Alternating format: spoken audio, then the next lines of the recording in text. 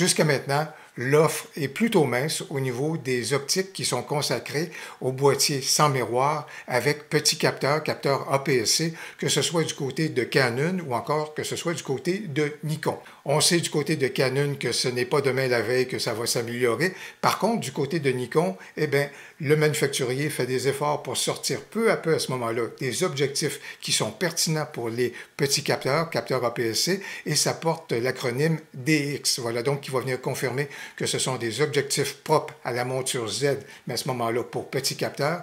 Et on sait également que Sigma a choisi d'investir ce segment de marché. Alors aujourd'hui, je vous fais part de mes observations et des tests que j'ai réalisés avec cet objectif-ci de Nikon pour la monture Z. Il s'agit du 24 mm DX avec une ouverture de 1.7. Voilà donc ce qu'on va examiner maintenant.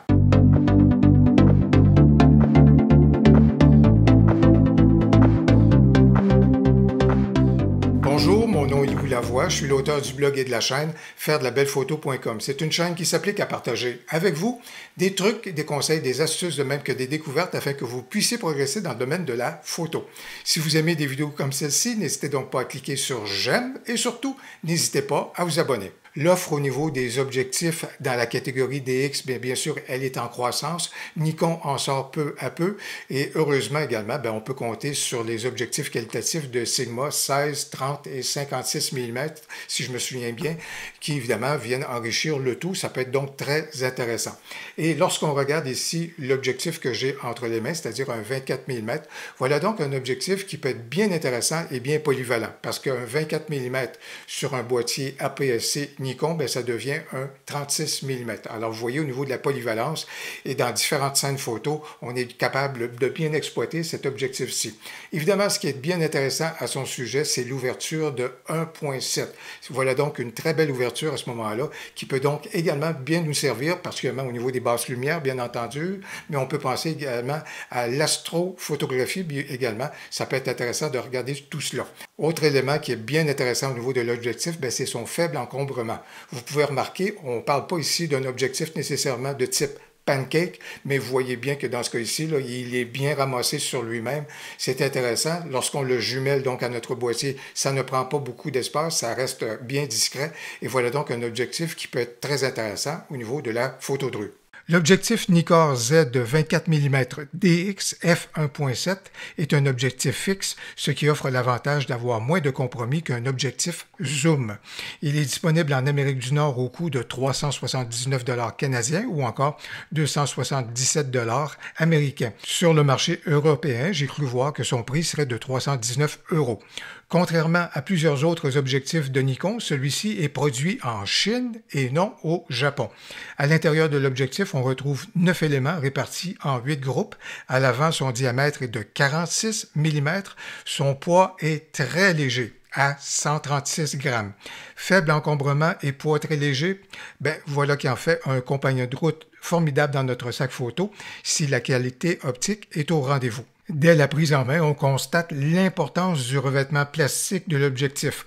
Pas étonnant qu'il ait un poids aussi léger. À l'arrière, on retrouve l'alliage habituel, de même que les contacts électroniques, mais malheureusement, on n'a aucun joint d'étanchéité. L'objectif n'offre aucune fonction spécifique, c'est-à-dire qu'il n'y a pas de stabilisation de l'objectif, ni de bouton pour le mode de mise au point, ni de bague de fonction. On a seulement la bague de mise au point qui tourne de belle façon avec ce qu'il faut de résistance pour bien travailler. Voilà donc un objectif qui est sans fioriture et qui est simple dans sa conception. D'une certaine façon, l'objectif a des capacités macro puisqu'il permet de s'approcher à 12 cm du sujet. Voilà qui est donc une belle combinaison pour un équivalent 36 mm. À l'avant, l'objectif vient avec un pare-soleil de conception qui est particulière, je vous dirais, qui peut faire le boulot et qui est facile d'installation. Par contre, si vous tentez d'installer celui-ci sur un filtre clair, croyez-moi que l'expérience est moins heureuse et je qualifie même l'expérience d'un peu laborieuse. La résultante est moins intéressante et je n'ai pas cherché à voir s'il y avait un vignettage additionnel qui en résultait. Chose certaine, si vous souhaitez installer le pare-soleil sur un filtre protecteur, mieux vaut privilégier un filtre de type nano et non comme celui que j'ai installé et que je vous montre à l'écran. Au niveau du focus picking, pour les gens qui font de la vidéo, ben le tout est tout à fait correct, très acceptable, rien de trop prononcé. Au chapitre de la mise au point, l'objectif est très réactif. Et ce qui est très intéressant également, c'est le fait que le bruit du moteur de la mise au point est très silencieux. On n'entend vraiment rien à ce chapitre-là. Lorsqu'on soumet l'objectif à une situation réelle de détection et de mise au point, on voit que celui-ci est très réactif également à ce moment-là. La mise au point se fait de façon agile et très rapide. Passons maintenant à la qualité optique. Je vais tester l'objectif sur un Nikon Z50 avec son capteur de 21 mégapixels. Donnée très importante, toutes les corrections de l'objectif dans le boîtier sont désactivées. À pleine ouverture, c'est-à-dire à f1.7, au niveau du centre de la photo, voici la performance de l'objectif. On voit donc que le contraste est présent. Toutefois, au niveau du piqué, bien sûr, on va observer une certaine mollesse à ce chapitre-là. Si on s'en va en périphérie de la photo, alors au niveau de la périphérie, le contraste est peu prononcé, le piqué est vraiment très mou et en plus, on constate la présence d'aberrations chromatiques. Si on bascule à l'ouverture de f2, alors, il y a une amélioration au niveau des éléments. Par contre, les aberrations chromatiques sont toujours présentes.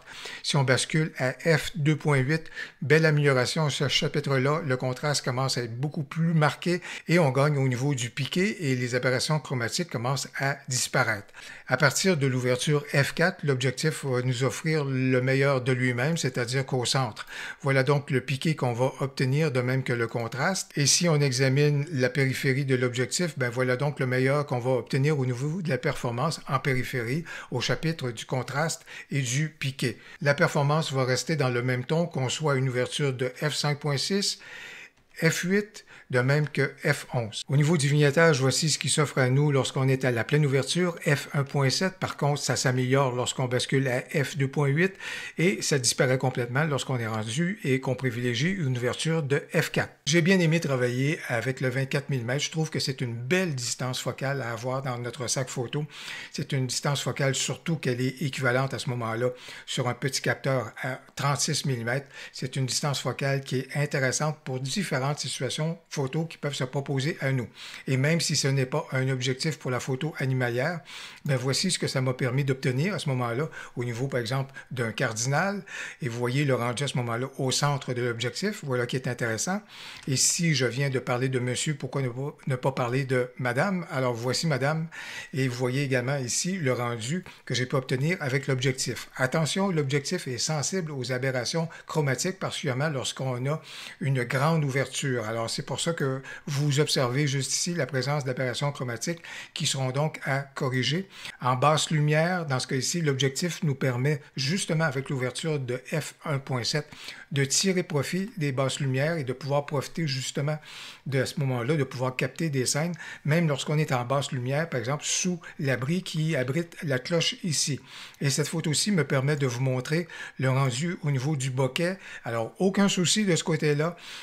Ici, les lamelles jouent bien leur rôle, les lentilles à l'intérieur de l'objectif jouent bien leur rôle et on n'observe pas des comportements un peu erratiques au niveau donc du rendu, au niveau du bokeh. Même lorsque j'examine cela ici, ben, vous voyez que le tout reste à ce moment-là ovale ou rond. Et au final également, je le mentionnais qu'au niveau de la macrophotographie, on est capable de faire des choses fort sympathiques avec l'objectif, avec sa capacité à se rapprocher du sujet et surtout avec sa grande ouverture qu'on a. Alors, ça peut nous donner une très faible profondeur de champ, donner des rendus à ce moment-là qui vont être assez intéressants. Et dans ce cas ici, lorsqu'on est à une grande ouverture, inévitablement, toujours avoir l'œil à ce moment-là pour les aberrations chromatiques qui vont s'inviter au niveau du rendu de votre photo.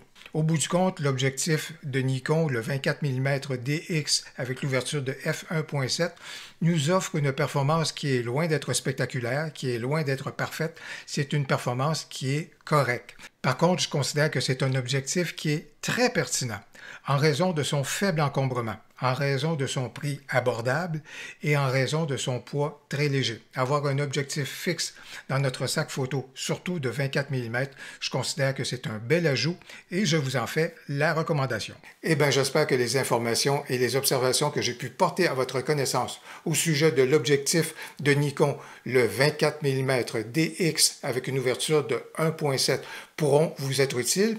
Si vous avez apprécié la vidéo, n'hésitez donc pas à cliquer sur j'aime et surtout, n'hésitez pas à commenter. J'ai bien hâte de vous lire. Au plaisir, à la prochaine.